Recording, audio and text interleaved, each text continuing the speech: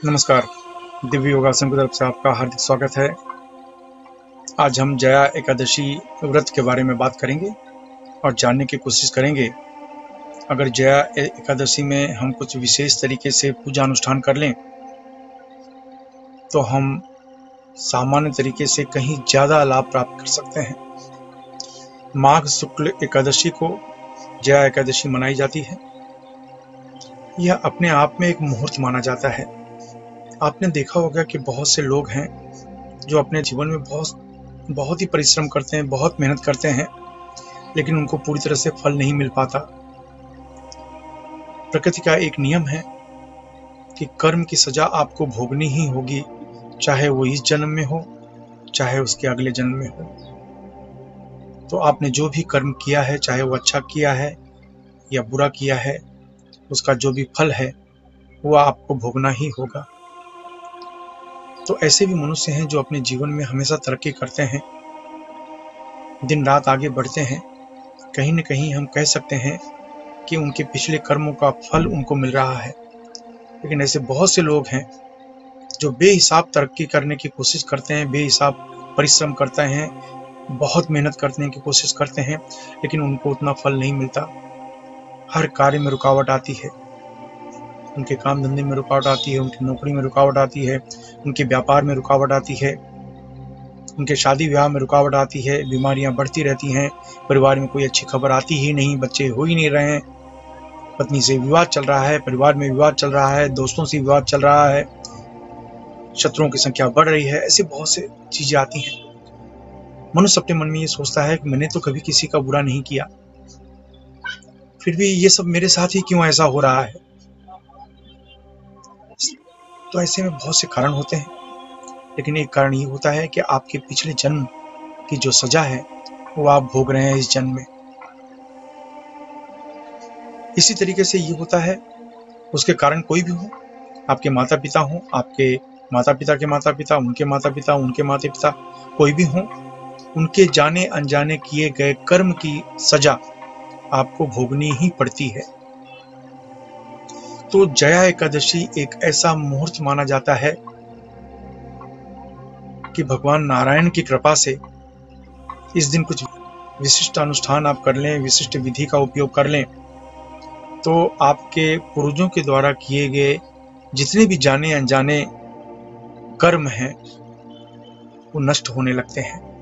जब तक आपके द्वारा या आपके बुजुर्गों के द्वारा किए गए नकारात्मक कर्म कट नहीं होंगे, नष्ट नहीं होंगे, तब तक आपकी जिंदगी में रौनक नहीं आ पाएगी, जिंदगी में उत्साह नहीं आ पाएगा, आपकी जिंदगी की मनोकामना पूर्ण नहीं हो पाएगी, आपका पारिवारिक जीवन सुखमय नहीं होगा।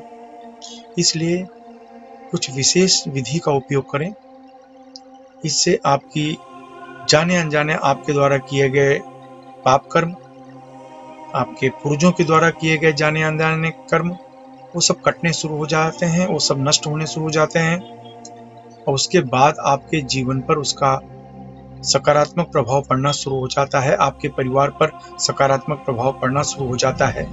इसलिए जया एकादशी के दिन को यूं गंवाने की कोशिश न करें, क्योंकि आपने अपने जीवन में हो सकता है बहुत से उपायों को आजमा लिया हो, आप अपनी तकलीफों के लिए जिसने जो उपाय कहा वो आपने कर लिया हो, लेकिन ये उपाय अवश्य करें। ये उपाय आपके पूर्वजों द्वारा किए गए कर्म को नष्ट करता है, और वे अगर प्रेत योनि में, पिशाच योनि में जाने अनजाने हैं तो उनको वहां से मोक्ष की प्राप्ति होती है, और जब तक आपके पूर्वजों को मोक्ष की प्राप्ति नहीं होती तब तक आपको लाभ कभी नहीं मिलेगा। यही कारण है कि जया एकादशी की अहमियत बढ़ जाती है। तो इस दिन अपने सामने भगवान विष्णु की फोटो रखकर ये इस विशेष मंत्र का उच्चारण करें, और ये मंत्र है ओम श्री नारायणाय सर्वबंधन मुक्ति देहि देहि नमो नमः। ओम श्री नारायणाय सर्वबंधन मुक्ति देहि देहि नमो नमः। ओम श्री नारायणाय सर्वबंधन मुक्ति देहि देहि नमो नमः। मंत्र का उपांशु जाप करें, यानी आपके कमरे से बाहर आपकी आवाज जाने न पाए। इस मंत्र को आपको 21 माला मंत्र जपना चाहिए। 21 माला, एक माला में 108 दाने होते हैं। आपको 21 माला इस मंत्र का जाप करना है। और ये मंत्र का जाप समाप्त हो जाए, फिर अपने पूर्वजों की शांति के लिए, पूर्वजों की आत्मा की शांति के लिए किसी को फल या भोजन दान कर दें। याद रखें, पैसे दान न करें।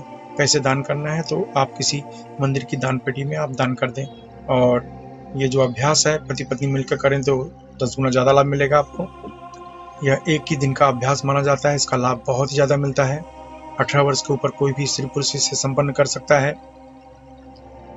ब्रह्मचर्य का पालन करें। धूम्रपान, मद्यपान, व्यसन का उपयोग न करें। आप देखेंगे कि भगवान नारायण की कृपा आप पर होने लगी है और आपके जीवन में सुधार दिखाई देने लगा है, ऐसा आप महसूस करने लगेंगे। आशा है इस उपाय को आप अपनाएंगे।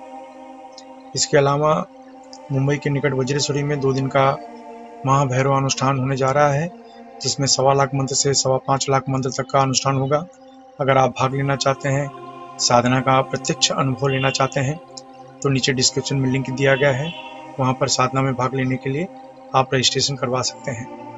आप अपने जीवन में हमेशा तरक्की करें। इसी शुभकामना के साथ धन्यवाद।